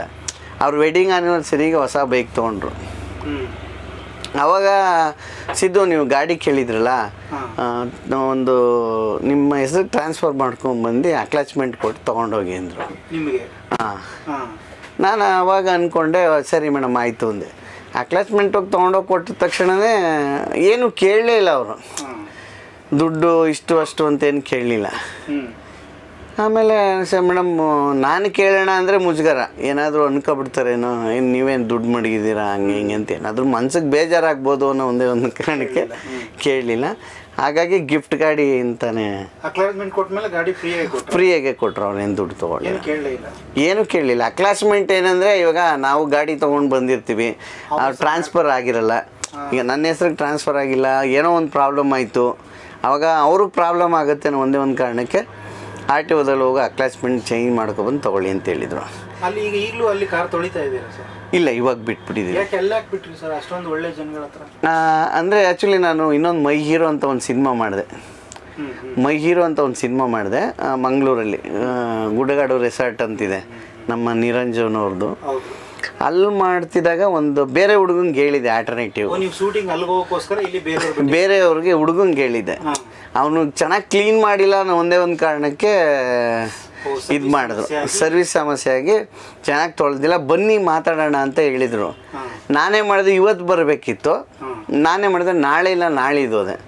ಅಷ್ಟರೊಳಗಡೆ ಬೇರೆ ಹುಡುಗಂಗೆ ಹೇಳಿದರು, ಅದಕ್ಕೆ ಅದನ್ನು ಬಿಟ್ಟಿದ್ದೆ ಅಷ್ಟೇ. ಕಾರಣ ಅಂತ ಏನು ನನ್ನ ಬಿಡಬೇಕು ಅಂತ ಏನು ಬಿಟ್ಟಿಲ್ಲ, ಬೇರೆ ಇನ್ನೇನು ಸಮಸ್ಯೆ. ಆದರೂ ಬೆಂಗಳೂರಲ್ಲಿ ಇಂಥ ಒಳ್ಳೆ ಜನ ಇರ್ತಾರೆ ಅನ್ನೋದು ನಿಜವಾಗ್ಲೂ ನೋಡಿ ಸರ್. ಯಾಕೆಂದರೆ ಕಾರ್ ತೊಳೆಯೋನೊಬ್ಬನಿಗೆ ಫ್ರೀಯಾಗಿ ಸ್ಕೂಟರ್ ಕೊಡ್ತಾರೆ ಅಂದರೆ ನಿಮ್ಮ ಜೀವನದಲ್ಲಿ ಮರೆಯೋಕ್ಕಾಗ್ದಿರೋ ಅಲ್ಲ. ಖಂಡಿತವಾಗ್ಲೂ ಸರ್, ನಾನು ಅದನ್ನೇ ಹೇಳ್ತಿದ್ದೀನಲ್ಲ, ನಮ್ಗೆ ಎಷ್ಟೇ ಹಣ ಐಶ್ವರ್ಯ ಬಂದರೂ ಕೂಡ ಅದನ್ನು ನಾನು ಗೋಲ್ಡ್, ಗಿಫ್ಟ್ ಆ್ಯಂಡ್ ಗೋಲ್ಡ್ ಅಂತಲೇ ಹೇಳ್ತೀನಿ. ನಿಮಗೆ ಅದು ಗಾಡಿ ಲಕ್ಕಿ ಅನಿಸುತ್ತೆ ಈಗಲೂ ಸರ್? ನಾನು ಅದರಲ್ಲೇ ಓಡಾಡೋದು ಇವಾಗಲೂ ಕೂಡ ಏನೇ ಆದರೂ ಕೂಡ. ಬಟ್ ಏನಂದರೆ ನಾವು ಏನಾದರೂ ಇನ್ನೂ ದೇವರು ಏನಾದ್ರು ಚೆನ್ನಾಗಿಟ್ಟು ಏನಾದರೂ ಅವಕಾಶಗಳು ಹೆಚ್ಚು ಆಗಿ ಏನೋ ಕಾರ್ ಗೀರ್ ತೊಗೊಂಡು ಅಂದರೂ ಕೂಡ ಅವ್ರನ್ನೇ ಕೇಳ್ತೀನಿ, ಮೇಡಮ್ ಏನಾದರೂ ನೀವು ಗಾಡಿ ಚೇಂಜ್ ಮಾಡಿದ್ರೆ ನನಗೆ ಕೊಡಿ ಅಂತ. ಅಲ್ಲ, ಕೇಳ್ತೀನಿ, ಅದರಲ್ಲಿ ಏನಿದೆ ತಪ್ಪೇ ಇಲ್ವಲ್ಲ? ತಪ್ಪೇನಿಲ್ಲ. I10 ಇತ್ತು, ಅವರು ಕೊಡೋದು ಗೊತ್ತೇ ಇಲ್ಲ ನನಗೆ. ನಾವೊಂದು 4 ದಿನ, ಒಂದು ವಾರ ಇರಲಿಲ್ಲ. ಆಮೇಲೆ ಕೇಳಿದೆ, ಮೇಡಮ್ ಗಾಡಿ ಇಲ್ಲ ವಾಶ್ ಮಾಡೋಕ್ಕೆ ಏನಾಯಿತು ಅಂತ. ಇಲ್ಲ ಸಿದ್ದು ಅದನ್ನು ಕೊಟ್ಬಿಟ್ಟೆ ಅಂದರು. ಕೊಡ್ತಾರೆ ಅಂತ ಕೇಳಿದರೆ ಅಷ್ಟರೊಳಗಡೆ I10 ನಾನೇ ಇಸ್ಕೊಂಡ್ಬಿಡ್ತಾಯಿದ್ದೆ. ಹಂಗೆ ಆದರೂ ಎಂಥ ಒಳ್ಳೆ ಜನ ಈ ಸಂದರ್ಭದಲ್ಲಿ ನಿಜವಾಗ್ಲೂ ಆ ಮೇಡಮನ್ನ ನೆನಪು ಮಾಡ್ಕೋಬೇಕು ಖಂಡಿತವಾಗಿ. ಯಾಕೆಂದರೆ ಬೆಂಗಳೂರಂತ ಇಂಥ ಒಂದು ಜಾಗದಲ್ಲಿ ಅದು ನಿಮ್ಮಂತರ ನೀಡಿರೋರಿಗೆ ಭಗವಂತ ಯಾವ್ದೋ ರೂಪದಲ್ಲಿ ಕೊಟ್ಟನ್ಬೋದು. ಹೌದು ಸರ್. ಏನಂದರೆ ಒಂದೇ ಸರ್ ನಾನು ಹೇಳೋದು, ನಾವು ಹೇಗೆ ನಡ್ಕೋತೀವೋ ಕರೆಕ್ಟ್ ಪ್ರತಿಬಿಂಬನೂ ಹಾಗೆ ನಡ್ಕೊಳ್ಳುತ್ತೆ. ಸಿನಿಮಾಗೋಸ್ಕರನೇ ಬೆಂಗಳೂರು ಬಂದರೆ ಅಥವಾ ಬೆಂಗಳೂರು ಬರ್ಬೇಕಂತ ಬಂದಿದೆ? ಬೆಂಗಳೂರು ಬರ್ಬೇಕಂತಲ್ಲ ಸರ್, ಮನೇಲಿ ಕಷ್ಟಗಳು ಜಾಸ್ತಿ ಆಯ್ತಲ್ಲ, ಆ ಬೇಜಾರಿಗೆ ಬಂದೆ. ಸ್ವಲ್ಪ ದಿನ ಇಲ್ಲೆಲ್ಲರೂ ಇದ್ದು ಹೋಗೋಣ ಅಂತ. ಅದು ಬೆಂಗಳೂರು ನನ್ನನ್ನೇ ಉಳಿಸ್ಕೊಂಡಿದೆ, ಅದೊಂದು ಖುಷಿ ಪಡ್ತೀನಿ ಅಷ್ಟೇ. ಮತ್ತೆ ಬೆಂಗಳೂರು ಕೆಲಸ ಸಿನಿಮಾ ಕಡೆಗೆ ಸಿನಿಮಾ. ಹೌದು, ನಾನು 3 ವರ್ಷ ಅಷ್ಟೇ ಬೆಂಗಳೂರಲ್ಲಿ ಕೆಲಸ ಮಾಡಿದ್ದು. 3 ವರ್ಷ ಆದಮೇಲೆ ಈ ಇವಾಗ ಪ್ರೆಸೆಂಟು 2024ವರೆಗೂ ಕೂಡ ಸಿನಿಮಾನೇ. ಸಿನಿಮಾ ಅಂದರೆ ನಾನು ಉಸಿರು, ನನ್ನ ಉಸಿರಿರೋವರೆಗೂ ಸಿನಿಮಾಕ್ಕೆ ಮೀಸಲು. ನೀವು ಮನೆ ಬಿಟ್ಟು ಬಂದಾಗ ಮನೆಯವ್ರು ಯಾರು ಕೂಡ ನಿಮ್ಮನ್ನು ಹುಡ್ಕೋದು ಅಥವಾ ಈ ಥರ ಸ್ಟ್ರಗಲ್ ಈ ಥರ ಎಲ್ಲ ಹೊಟ್ಟಾಗಲ್ಲ ಅಂತ ಏನು? ಸರ್ ಹಾಗೆಲ್ಲ ಫೋನೇ ಇಲ್ಲ. 2006 ಕೀಪ್ಯಾಡ್ ಫೋನ್ ಯೂಸ್ ಮಾಡೋದೇ ಕಷ್ಟ ಆಗಿತ್ತು. ಅಂದರೆ ದೊಡ್ಡ ಒಂದು ಕೀಪ್ಯಾಡ್ ಮೊಬೈಲ್ ನೋಕಿಯಾ ಇದ್ದರೆ ಅದೇ ದೊಡ್ಡ ವಿಚಾರ. ನಾನು 1100 ಒಂದು ತೊಗೊಂಡಿದ್ದೆ, ಬಂದು ಒಂದು ವರ್ಷ ಆಗಿತ್ತು. ಅದಾದಮೇಲೆ ಮೊಬೈಲ್ ತೊಗೊಂಡು ಮಾಡಿದ್ದು. ಸರ್ ಈಗ ತುಂಬ ಜನ ಹಳ್ಳಿಯಿಂದ ಗ್ರಾಮೀಣ ಭಾಗದಿಂದ ಬರುವಂಥವ್ರು ಸಿನಿಮಾದಲ್ಲಿ ಏನೋ ಮಾಡಬೇಕು ಅನ್ನೋ ಕನಸು ಇಟ್ಕೊ ಬರ್ತಾರೆ. ಈಗ ಅಂಥವ್ರಿಗೆ ನಿಮ್ಮಂಥವ್ರುಗಳು ಕೂಡ, ನೀವೊಬ್ಬರೇ ಅಂತಲ್ಲ, ನಿಮ್ಮಂಥವ್ರು ತುಂಬ ಕಷ್ಟಪಟ್ಟು ಹಿಂಗೆ ಸಿನಿಮಾದಲ್ಲಿ ಒಂದು ಈಗ ಆಲ್ರೆಡಿ ಮೊಬೈಲ್ ತೆಗೆದ್ರೆ ನಿಮ್ಮ ವಿಡಿಯೋಗಳು ಎಷ್ಟೋ ಬರ್ತವೆ. ಹೌದು. ಆ ಥರ ಒಂದು ಇದು ಮಾಡೋದಕ್ಕೆ ಅಂಥವು ಬರುವಂಥ ಪ್ರತಿಭೆಗಳಿಗೆ ಏನು ಸಜ್ಜಾಗಿ ಬರ್ಬೇಕು ಅಥವಾ ಯಾವ ಥರ ಮಾನಸಿಕವಾಗಿ ಬರಬೇಕು ಅಂತೀರಾ ಅಥವಾ ಬರಲೇಬಾರ್ದು ಅಂತೀರಾ? ಸರ್ ನಾನು ಹೇಳೋದು ಸರ್ ಒಂದೇನೆಂದರೆ, ಸರಸ್ವತಿ 1000 ಜನ ಕೈ ಬೀಸಿ ಕರೆದ್ರೂ ಕೂಡ ಆ ಸರಸ್ವತಿ ತಾಯಿ ಒಲ್ದವ್ರು ಮಾತ್ರ ಉಳ್ಕೊಳ್ಳೋಕ್ಕೆ ಸಾಧ್ಯ. ನಮ್ಮ ಜೊತೆ ಎಷ್ಟು ಜನ ಅಂದರೆ ಸರ್, ನಾವು ಒಂದು 20-25 ಜನ ಇರ್ತಿದ್ವಿ ಸರ್ ಕಂಠೀರವ ಸ್ಟುಡಿಯೋ. ಬೆಳಿಗ್ಗೆ 8 ಗಂಟೆ ಬೆಲ್ ಹೊಡೆದು ಹಾಜರಾದರೆ ಸ್ಕೂಲ್ಗೆ ಮಕ್ಕಳು, ನಾವು ನನಗೇನೆ ಆ ಬೆಲ್ ಹೊಡೆದು ಹಾಜರಾದ 8 ಗಂಟೆಗೆ ಅಂದರೆ ಸಾಯಂಕಾಲ 6:30-7 ಗಂಟೆವರೆಗೂ ಹೋಗ್ತಾನೆ ಇರಲಿಲ್ಲ. ಅಲ್ಲೇ ಸೀರಿಯಲ್ಸು ಸಿನಿಮಾಸು ಯಾವುದೇ ನಡೀತಾ ಇದ್ದಾರೋ ಅಲ್ಲಿ ಹೋಗೋದು, ಫೋಟೋ ಕೊಡೋದು. ಆಮೇಲೆ ಮಧ್ಯಾಹ್ನ ಟೈಮು ತುಂಬ ಊಟಕ್ಕೆ ಸಮಸ್ಯೆಗಳಾಗ್ತಿದ್ದು. ಹೌದು. ಅವಾಗ ನಾವು ಹೋಗಿ ಫಸ್ಟ್ ಡೇಟ್ಗೆ ಪ್ರೊಡಕ್ಷನ್ ಹತ್ರ ಹೋಗಿ ತಟ್ಟೆ ತೊಗೊಳ್ತಿರ್ಲಿಲ್ಲ. ಅಲ್ಲಿ ಕೇಳ್ತಿದ್ದೋ, ಅಣ್ಣ ಎಲ್ಲರದು ಊಟ ಆಯಿತಾ? ಹ್ಞೂ ಆಯಿತು, ಯಾಕಪ್ಪ ಅನ್ನೋರು. ಅಣ್ಣ ಊಟ ಇದ್ದರೆ ಮಾಡೋಣ ಅಂತ. ಬಾ ತಟ್ಟೆ ತಗೊಂಡ್ರು. ಸರ್ ನಾನು ಒಬ್ಬನೇ ಇಲ್ಲ ಅಣ್ಣ, ಒಂದು 4-5 ಜನ ನಮ್ಮ ಟೀಮು, ಒಂದು 7-8 ಜನ ಇತ್ತು. ನೀವೆಲ್ಲ ಅದೇ ರೀತಿ ಅವಕಾಶಕ್ಕೆ ಹೋಗೋರೆ? ನಮ್ಮ ಅಂದರೆ ಒಂದು ಟೀಮು ಅಂದರೆ ಶಾರ್ಟ್ ಫಿಲ್ಮ್ ಮಾಡೋದಕ್ಕಿಂತ ಮುಂಚೆ 2006 ಒಂದು 4 ಶಾರ್ಟ್ ಫಿಲ್ಮ್ ಮಾಡಿದ್ವಿ. ಗೋಣಿಚೀಲ ಅಂತ ಮಾಡಿದ್ದೀವಿ, ಪುಟ್ಕೋಸಿ ಅಂತ ಮಾಡಿದ್ದೀವಿ, ಜನಕ, ಋಣ, ಆಮೇಲೆ ಉಮಾ ಗೋಲ್ಡ್ ಅಂತ ಮಾಡಿದ್ದು. ಆ ಟೀಮ್ ಹುಡುಗರು ನಮ್ಮ ಜೊತೆ, ನಮ್ಮ ಟೀಮಲ್ಲಿ ಇರ್ತಿದ್ವಲ್ಲ, ನಮ್ಮ ಹುಡುಗರಿಗೆಲ್ಲ ಅಂತಲೇ ಕೇಳ್ತಿದ್ದೆ. ಅವ್ರು ಆಯಿತು ಸರಿ ಅಂದರೆ ಒಂದು ಸ್ವಲ್ಪ ಇದೆಯಲ್ಲ ಅಂದರೆ ಎಲ್ಲ ಹಂಚ್ಕೊ ಊಟ ಮಾಡ್ತೀವಿ ಅಂತ 2 ತಟ್ಟೆಯಲ್ಲಿ ಎಲ್ಲ ಊಟ ಮಾಡ್ಕೊಂಡು ಆರಾಮ್ಸೆ ಇರ್ತೀವಿ. ಹಾಗೆ ಸ್ಟ್ರಗಲ್. ನಾನು ಯಾರನ್ನೂ ಬರಬೇಡಿ ಅಂತಲೂ ಹೇಳಲ್ಲ ಸರ್. ಸಿನಿಮಾನೇ ಕನಸು ಕೊಟ್ಕೊಂಡು ಖಂಡಿತ ಬರಬೇಡಿ. ಫಸ್ಟು ಅಲ್ಲಿ ಜಾಬಿಗೆ ಸೇರಿ ಸಿನಿಮಾದಲ್ಲಿ ಕಸ ಗುಡಿಸೋ ಕೆಲಸ ಮಾಡಿದ್ರು ಕೂಡ ನಮ್ದಿನೇ. ಸಿನಿಮಾದಲ್ಲಿ ಮಾಡ್ತಿದ್ದೀನಿ ಅನ್ನೋ ಒಂದು ತೃಪ್ತಿ ಇರುತ್ತೆ. ಆಗಿರಬೇಕು. ನಾನು ಆ್ಯಕ್ಟಿಂಗೇ ಮಾಡ್ತೀನಿ ಅಂತ ಹೇಳಿದ್ರೆ, ಅವರು ಇವಾಗ ಇನ್ಸ್ಟಿಟ್ಯೂಟ್ಗಳೆಲ್ಲ ಇದೆ, ಇನ್ಸ್ಟಿಟ್ಯೂಟ್ಗಳೆಲ್ಲ ಏನು ಹೇಳಲ್ಲ, ಅಳು, ನಗು, ಕಿಚ್ಚು, ನವರಸಗಳು ಮಾತ್ರ ಅಷ್ಟೇ ಹೇಳ್ಕೊಡೋಕ್ಕೆ ಸಾಧ್ಯ. ಇನ್ನೇನು ಹೇಳ್ಕೊಡೋಕ್ಕೆ ಸಾಧ್ಯ? ಒಂದು ಶಾರ್ಟ್ ಫಿಲ್ಮ್ ಮಾಡ್ಬೋದು ಅಷ್ಟೇ. ಪ್ರಾಯೋಗಿಕವಾಗಿ ಕಲಿಬೇಕು. ನಾನು ಹೇಳೋದಷ್ಟೇ ಸರ್, ಒಂದೇನೆಂದರೆ ಶ್ರಮ ಬರಲೇಬೇಕು ನಾನು ಸಿನಿಮಾಗೆ ಅಂತಂದರೆ ಬ್ಯಾಕ್ಗ್ರೌಂಡ್ ಚೆನ್ನಾಗಿರಬೇಕು, ಇಲ್ಲ ದುಡ್ಡು ಹಾಕಬೇಕು, ಆ ಥರ ಇರಬೇಕು. ಇಲ್ಲಾಂದರೆ ಯಾರೋ ಸಪೋರ್ಟ್ ಮಾಡೋರು ಇರಬೇಕು. ನಾವು ಏನೂ ಇಲ್ದೇ ಬೆಳೆದಿದ್ದೀವಿ ಅನ್ನೋದು ಒಂದು ಖುಷಿ ಇದೆ. ಬಟ್ ಅದ್ರ ಜೊತೆ ಎಷ್ಟು ನೋವು ಅನುಭವಿಸಿದ ಕಹಿ ಘಟನೆಗಳು ಇರುತ್ತಲ್ವ, ಹಾಗೆ. ಸರ್, ಈಗ ನೀವು ಬೆಂಗಳೂರಲ್ಲಿ ಆ ಕೆಲಸ ಬಿಟ್ಬಿಟ್ಟ ಮೇಲೆ ಸಿನಿಮಾಗೋಸ್ಕರ ಓಡಾಡ್ತಿದ್ರಿ. ಆ ಊಟ ಅಥವಾ ನಿಮ್ಮ ದಿನನಿತ್ಯ ಖರ್ಚು ವೆಚ್ಚ, ಉಳ್ಕೊಳ್ಳೋ ವ್ಯವಸ್ಥೆ, ಅವಾಗೆಲ್ಲ ಹೇಗೆ ಅದನ್ನೆಲ್ಲ ನಿಭಾಯಿಸಿ? ಅದೇ ಅದೇ ರೆಂಟಲ್ ಬಾಡಿಗೆ ಕಟ್ಟಲೇಬೇಕಲ್ಲ. ನಾನು ಕೆಲಸ ಬಿಟ್ಟಾದ್ಮೇಲೆ ಒಂದು ರೂಮ್ ಮಾಡಿದ್ದು. ಆ ರೂಮಲ್ಲಿ ಇದುವರೆಗೂ ಇಷ್ಟು ದಿನ ಸ್ಟ್ರಗಲ್ ಮಾಡ್ಕೊಂಡು ಇವಾಗ ಸರ್ ಇರೋದು ಅಲ್ಲ ಸರ್, ಮನಸ್ಸು ಸಿಗ್ತಾದ್ರೆ ಬದುಕೋದು ಕಷ್ಟ. ಆಯಿತಾ? ಮನಸ್ಸು ಚಿಕ್ಕದಿದ್ರೆ ಬದುಕೋದು ಮನೆ ಚಿಕ್ಕದಿದ್ರೆ ಬದುಕೋದು ಕಷ್ಟ. ಮನಸ್ಸು ಚಿಕ್ಕದಾದ್ರೆ ಕಷ್ಟ. ಮನಸ್ಸು ದೊಡ್ಡದಿರ್ಬೇಕು. ಮನಸ್ಸು ದೊಡ್ಡದಿದ್ದು ಮನೆ ಚಿಕ್ಕದಾದರೂ ಅನುಭವಿಸ್ಕೊಂಡಿರ್ಬೋದು. ಆ ಥರ ಇರುತ್ತೆ. ಸರ್, ಇದುವರೆಗೂ ಯಾವ್ದಾರ ದೊಡ್ಡ ಆಕ್ಟರ್ ಜೊತೆಗೆ ಸಿನಿಮಾ ಮಾಡಿರೋ ಅನುಭವ ಯಾವ ಥರ ಉಂಟಾ? ಸರ್, ಅಚ್ಯುತ್ ಕುಮಾರ್ ಸರ್ ಜೊತೆ ಮಾಡಿದ್ದೀನಿ. ಅಚ್ಯುತ್ ಕುಮಾರು, ಆಮೇಲೆ ಜಗ್ಗೇಶ್ ಸರ್ ಸಿನಿಮಾದಲ್ಲಿ ಮಾಡಿದ್ದೀನಿ. ಜಗ್ಗೇಶ್ ಅವ್ರ ಮಗನ ಜೊತೆ ವಿಷ್ಣು ಸರ್ಕಲ್ ಅಂತ ಮಾಡಿದ್ದೀನಿ. ಆಮೇಲೆ ಇವಾಗ ರಂಗನ್ ರಘು ಸರ್ ಜೊತೆ ಅದೇ 3ನೇ ಕೃಷ್ಣಪ್ಪ ಅಂತ ಮಾಡಿದೆ. ಇನ್ನೂ ಸಿನಿಮಾಗಳ್ನ ಭೈರತಿ ರಣಗಲ್ ಅಂತ ಒಂದು ಚಿಕ್ಕ ಕ್ಯಾರೆಕ್ಟರ್ ಮಾಡಿದ್ದೀನಿ ಶಿವಣ್ಣ ಅವ್ರ ಜೊತೆ. ಆ ಒಂದು ಶಿವಣ್ಣ ಅವರಿಲ್ಲ, ಹೀರೋಯಿನ್ ಜೊತೆ ಕಾಂಬಿನೇಷನ್ ಕ್ಯಾರೆಕ್ಟ್ರು ಅದು ಮಾಡಿದ್ದೀನಿ. ಈ ಥರ ಎಲ್ಲ ಮಾಡ್ತೀನಿ. ಈ 3ನೇ ಕೃಷ್ಣಪ್ಪ ಅನ್ನೋ ಸಿನಿಮಾದಲ್ಲಿ ತುಂಬ ದೊಡ್ಡ ಸ್ಪೇಸ್ ಸಿಕ್ಕಿದೆ ನಿಮಗೆ. ಹೌದೌದು, ತುಂಬ ಕ್ಯಾರೆಕ್ಟರ್, ವೆಯ್ಟೇಜ್ ಕ್ಯಾರೆಕ್ಟರ್. ಒಂದು ಒಳ್ಳೆ ಸಿನಿಮಾ ನಿಜವಾಗ್ಲೂ ಕೂಡ. ಸೆಕೆಂಡ್ ಹಾಫು ಸರ್, ನಾನು ಒಳ್ಳೆ ಸಿನಿಮಾ ಅನ್ನೋದಕ್ಕಿಂತ ಒಳ್ಳೆ ಎಕ್ಸ್ಪೀರಿಯನ್ಸ್ ಕ್ಯಾರೆಕ್ಟರ್. ಅಂದರೆ ನಾನು ಇಷ್ಟು ದಿನ ಕ್ಯಾರೆಕ್ಟರ್ ಮಾಡಿದ್ರಲ್ಲ, ಆ ಥರ ಕ್ಯಾರೆಕ್ಟರ್ ಒಂದಿನೂ ಮಾಡಿಲ್ಲ. Challenging character. Naveen Reddy sir ನಂಗೆ ಕರೆದು ಹೇಳಿದ್ರು, ಮಾಡ್ತಾನ చేస్తానంట వాళ్ళు చేస్తారా ಅಂತ. ಹಂಗೆ ಅವ್ರು ತೆಲುಗು, ನವೀನ್ ರೆಡ್ಡಿ ಅಂತ. ಅವ್ರು ನೀವು ಶೂಟಿಂಗಲ್ಲಿ ಯಾವ ಥರ ಅವ್ರಿಗೆ ಇಂಪ್ರೆಸ್ ಆಯಿತು ನಿಮ್ಮ ಕ್ಯಾರೆಕ್ಟರ್ ನೋಡಿ? ಸರ್, ನನ್ನ ಫ್ರೆಂಡು ವಿಷ್ಣು ಅಂತ ಒಬ್ಬ ಅಲ್ಲೇ ಅಸೋಸಿಯೇಟಾಗಿ ವರ್ಕ್ ಮಾಡ್ತಿದ್ದ, ಅವರು ನನಗೆ ರೆಫರ್ ಮಾಡಿದ್ದು. ಅಲ್ಲಿಗೆ ಹೋದ್ಮೇಲೆ ಆಯಿತು ಸರಿ ಮಾಡಿಸೋಣ ಅಂದ್ಬಿಟ್ಟು ಮಾಡಿಸಿದ್ರು. ಬಟ್ ಒಂದು ಒಳ್ಳೆ ಕ್ಯಾರೆಕ್ಟ್ರ್. ಅವಾಗ ನಿಮ್ಮ ನಾನು ತುಕಾಲಿ ಸಂತೋಷು, ಹಾಂ ಆಮೇಲೆ ವಿಷ್ಣು ಅಂತ ಇನ್ನೊಬ್ರು ಮಾಡಿದ್ದೀವಿ ಆ್ಯಕ್ಟಿಂಗ್. ನಿಮ್ಮ ಆ್ಯಕ್ಟಿಂಗ್ ನೋಡಿದ್ರಿ ಆಮೇಲೆ ಡೈರೆಕ್ಟ್ ಏನಾರು ಹೇಳ್ತೀವಿ ಇಲ್ಲ ಸರ್, ಫಸ್ಟ್ ಡೇ ಆ್ಯಕ್ಟ್ ಮುಗಿಸ್ಕೊಂಬಂದು ಬಾಗ చేస్తారు ಅಂತ ಹೇಳಿದ್ರು ಅಷ್ಟೇ. ಚೆನ್ನಾಗಿ ಮಾಡ್ತೀವಿ ಸಿದ್ದು ಹ್ಞೂ ಅಂತ ಹೇಳಿದ್ರು. ಅದಕ್ಕೆ ಆಯಿತು ಸರ್, ಥ್ಯಾಂಕ್ ಯು ಅಂತ ಹೇಳಿದೆ. ಒಳ್ಳೆ ಪೇಮೆಂಟು ಕೂಡ ಸಿಕ್ತು, ನಡ್ಕೊಂಡು ಹೋಗ್ತಿದೆ. ಈಗ ಪ್ರೆಸೆಂಟ್ ಯಾವ್ದಾದ್ರು ಮೂವಿಗಳಲ್ಲಿ ಮಾಡ್ತಾ ಇರೋದು ಉಂಟು ಸರ್ ಇವಾಗ ಪ್ರೆಸೆಂಟ್ ಮೂವಿ ಅಂದರೆ ಇವಾಗ ಒಂದು ಡೈರಿ ಸರ್ಕಲ್ ಅಂತ ನಡೀತಿದೆ. ಈಗ second schedule, third schedule start ಆಗಬೇಕು. ಆಮೇಲೆ ಇನ್ನೊಂದು ಟೈಟ್ಲು ಫೈನಲ್ ಆಗಿಲ್ಲ, ಮಾತುಕತೆಯಲ್ಲಿದೆ, ಅದೊಂದು ಮಾಡ್ತಿದ್ದೇನೆ. ಅದೇ ನೀವು ಇನ್ನು ಮುಂದೆ ಸಿನಿಮಾದಲ್ಲಿ ಇರಬೇಕು ಅನ್ನೋದಿದೆಯಾ ಅಥವಾ ಬೇರೆ ಡೈರೆಕ್ಷನ್ ಅಥವಾ ಬೇರೆ ಬೇರೆ ಏನಾದರೂ? ಏನಿಲ್ಲ ಸರ್, ಒಬ್ಬ ಕಲಾವಿದನಾಗಿ ಇರೋಣ. ಆಸೆ ಎರಡು ದೋಣಿ ಮೇಲೆ ಕಾಲಿಡಬಾರ್ದು ಅಂತಾರಲ್ಲ, ಹಂಗೆ. ಬಟ್ ಒಬ್ಬ ಕಲಾವಿದನಾಗಿ ಗುರ್ತ್ಕೊಂಡಿದ್ವಿ, ಹಂಗೆ ಇರೋಣ. ಸರ್ ಇದು ಕೇಳಬರ್ತಾ ಗೊತ್ತಿಲ್ಲ. ಈ ನೀವು ಬೆಂಗಳೂರು ಬಂದ್ರಿ, ಕಾಲೇಜ್ ಓದಿದ್ರಿ, ಇಲ್ಲೆಲ್ಲ ಸ್ಟ್ರಗಲ್ ಮಾಡ್ತಾ ಇದ್ರಿ. ಇದ್ರ ಮಧ್ಯೆ ಪ್ರತಿಯೊಬ್ಬರ ಜೀವನದಲ್ಲಿ ಬಂದೇ ಬರುತ್ತೆ. ಯಾವ ಚಾನಲ್ ಕೇಳಿಲ್ಲ, ನಿಮ್ಮ ಜೀವನದಲ್ಲಿ ಯಾವ್ದಾರು ಲವ್ ಗಿವ್ ಅಫೈರು ಈ ಥರದ್ದು ಯಾವ್ದಾರು ಆಗಿದ್ದು ಉಂಟಾ? ಆ ಥರ ಏನಿಲ್ಲ ಸರ್, ಆ ಥರ ಯಾವುದೂ ಆಗಿಲ್ಲ. ಆಗಿದ್ದು 10th ಸ್ಟ್ಯಾಂಡರ್ಡಲ್ಲಿ. ಆ ಲವ್ ಸ್ಟೋರಿ ಬಗ್ಗೆ ಅದು ಮೆಮೊರಬಲ್ ಏನಾರು ಹೇಳ್ಬೋದು? ಮೆಮೊರೇಬಲ್ ಏನು ಹೇಳ್ತೀರಾ ಸರ್, ಅದು ಇದ್ದದ್ದೇ ತಾನೇ. ಮುಗ್ದೋಗಿರೋ ಕಥೆನ ತಿರ್ಗಿ ಬರೆದ್ರೂ ಇತಿಹಾಸ ಆಗಲ್ಲ. ಅವು ಹುಡುಗಿ ನಮಗೋಸ್ಕರ ಇದ್ದರೆ ಅದೊಂಥರ. ಅವ್ರ ಲೈಫ್ ಅವ್ರು ಕಟ್ಕೊಂಡು ಚೆನ್ನಾಗಿರ್ತಾರಲ್ಲ, ಒಂದೇ ಊರು ಹುಡುಗಿ, ಅದು ಬಿಟ್ಟರೆ ಇನ್ನೇನಿಲ್ಲ. ಅವ್ರು ಬೇರೆ ಮದುವೆ ಆಗಿದೆ, ಇವಾಗ ಒಳ್ಳೆ ಜಾಬಲ್ಲೂ ಕೂಡ ಇದ್ದಾರೆ. ಹಾಂ. ಅವರು ಈಗ ನಿಮ್ಮ ಇದನ್ನೆಲ್ಲ ನೋಡಿ ಯಾವತ್ತಾದ್ರೂ ಮಾತಾಡಿದ್ದು? ಇಲ್ಲ ಸರ್, ಇಲ್ಲ, ನನಗೆ ಟಚ್ಚೇ ಇಲ್ಲ. ಈಗ ನಿಮ್ಮೂರವರು ನಿಮ್ಮನ್ನ ಇಷ್ಟೊಂದೆಲ್ಲ ಫೇಮಸ್ ಇದೆ, ನಿಮ್ಮೂರು ಹುಟ್ಟದೂರಲ್ಲಿ ರೆಸ್ಪೆಕ್ಟ್ ತಗೊಂಡ್ರೆ ಅದು ದೊಡ್ಡ ಸಾಧನೆ. ಹೌದು. ಬೆಂಗಳೂರು ತಗೊಳ್ಳೋದಕ್ಕಿಂತ, ಕರ್ನಾಟಕದಲ್ಲಿ ತಗೊಳ್ಳೋಕ್ಕಿಂತ ಹುಟ್ಟದೂರಲ್ಲಿ ಸಹ ಎನಿಸ್ಕೊಳ್ಳೋದು. ನಿಮ್ಮೂರಲ್ಲಿ ಯಾರು ನಿಮ್ಮ ಪ್ರಶಂಸೆ ಮಾಡಿದ್ರು ಉಂಟಾ ಸರ್? ಅಲ್ಲ, ಪ್ರಶಂಸೆ ಅಂದರೆ ಫಸ್ಟೆಲ್ಲ ಅನ್ಕೋತಿದ್ರು ಏನು ಸಿನಿಮಾ ಮಾಡ್ತಿದ್ದೀನಿ ಅಂತಿದ್ದಾನಂತೆ, ಯಾವುದಿಲ್ಲ ಅಂತ.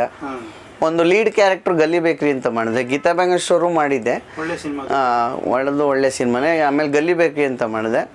ಆವಾಗ ಫ್ಲೆಕ್ಸ್ ಎಲ್ಲ ಹಾಕ್ಸಿ ಈ ಥರ ಊರಲ್ಲಿ ಅಂದರೆ ಒಂದಷ್ಟು ಊರಲ್ಲಿ ಸುತ್ತ, ಅಂದರೆ ದೊಡ್ಡಗನಹಳ್ಳಿ ಅಂತ ಇದೆ, ದೊಡ್ಡಗನಹಳ್ಳಿ, ಅಲ್ಲೆಗೆರೆ, ಕೆರಗೋಡು, ಆಮೇಲೆ ಬಿದ್ರಕಟ್ಟೆ ಅಂತಿದೆ, ಆಮೇಲೆ ಆನಂಗನಹಳ್ಳಿ ಅಂತಿದೆ. ನಮ್ಮ ಫ್ರೆಂಡ್ ಸರ್ಕಲ್ ಎಲ್ಲವರು ಅಲ್ಲೆಲ್ಲ ಫ್ಲೆಕ್ಸ್ ಎಲ್ಲ ಹಾಕ್ಸಿ ಇದು ಮಾಡಿದೆ. ಒಂದು ಸ್ವಲ್ಪ ಪರವಾಗಿಲ್ಲ, ಅದು ಊರಲ್ಲೇ ಒಂದು ಗೌರವ ಸಿಕ್ಕಿದೆ. ಸರ್, ಗೌರವ ಸಿಗುತ್ತೋ ಬಿಡುತ್ತೆ ಸರ್, ನನ್ನ ಜೀವನ ನಾನೇ ಮಾಡಬೇಕು ಅಲ್ವಾ. ನಾನು ದುಡಿತಿದ್ದೀನಿ ಅಂದರೆ ದುಡಿತಿದ್ದೇನೆ ಅಂತ ಒಂದು ರೆಸ್ಪೆಕ್ಟ್ ಇರುತ್ತೆ. ಪೋಲಿಯಾಗಿ ಬಿದ್ಕೊಂಡಿದ್ರೆ ಕುಡ್ಕೊಂಡಿದ್ರೆ ಏನೂ ಇರಲ್ಲ ಸರ್. ಇಷ್ಟೆಲ್ಲ ಮಾಡೋದಕ್ಕೂ ಒಂದೇನು ಗೊತ್ತಾ ಸರ್, ಒಂದು ಇನ್ಸ್ಪಿರೇಷನ್ಸು, ಒಂದು ಗಂಡಿನ ಹಿಂದೆ ಒಂದು ಹೆಣ್ಣು ಇರ್ತಾರೆ ಅಂತಾರೆ. ಬಟ್ ಅಂದರೆ ತಾಯಂದಿರ ಥರ ಇರೋರು 1000 ಜನ ಇದ್ದಾರೆ ಅಲ್ವಾ. ಅಂದರೆ ಸಪೋರ್ಟ್ ಮಾಡೋರು, ಇವಾಗ ನಮ್ಮ ಮೇಡಮ್ಮೇ ಆಗ್ಬೋದು, ಆ ಥರ ಬಿಟ್ಟರೆ ಇನ್ನೇನಿಲ್ಲ. ನಿಮ್ಮ ತಂದೆ ತಾಯಿಗೆ ನೀವು ಮಾಡ್ತಿರೋ ಕೆಲಸ ಸರ್, ಅಂದರೆ ಅವರೇ ನಾನೆಲ್ಲ ತೋರಿಸಿದ್ದೀನಲ್ವಾ, ಮೂವಿಗಳಲ್ಲಿ ತೋರಿಸಿದ್ದೀನಿ, ಖುಷಿ ಪಟ್ಟಿದ್ದಾರೆ, ಹಂಗೆಲ್ಲ ಇದೆ ಅಷ್ಟೇ. ಎಲ್ರಿಗೂ ನಮಸ್ಕಾರ. ನಾನು ನಿಮ್ಮ ಪ್ರೀತಿಯ ಬಾಯ್ಬಡ್ಕಿ ಸಿದ್ದು ಮಾತಾಡ್ತಾ ಇದ್ದೀನಿ. ಟಾಕ್ಸ್ ವಿತ್ ಯು ಯೂಟ್ಯೂಬ್ ಚಾನಲ್ನ ಯಾರು ನೋಡ್ತಿದ್ದೀರೋ ಅವರು ಪ್ರತಿಯೊಬ್ಬರು ಸಬ್ಸ್ಕ್ರೈಬರ್ ಆಗಿ ನನ್ನಂಥ ಎಷ್ಟೋ ದಿನಗಳ ಕಲಾವಿದರನ್ನ, ಅಂದರೆ ತುಂಬ ಕಷ್ಟದಿಂದ ಬೆಳ್ಕೊಂಡು ಬಂದಿರೋರನ್ನ ಇವರು ವಿಮರ್ಶೆ ಮಾಡ್ತಿದ್ದಾರೆ. ಅದು ನನಗೆ ತುಂಬ ಖುಷಿ ಆಯಿತು. Thank you very much. Bye. Talks with you like ಮಾಡಿ, ಶೇರ್ ಮಾಡಿ, ಸಬ್ಸ್ಕ್ರೈಬ್ ಮಾಡಿ. Thank you.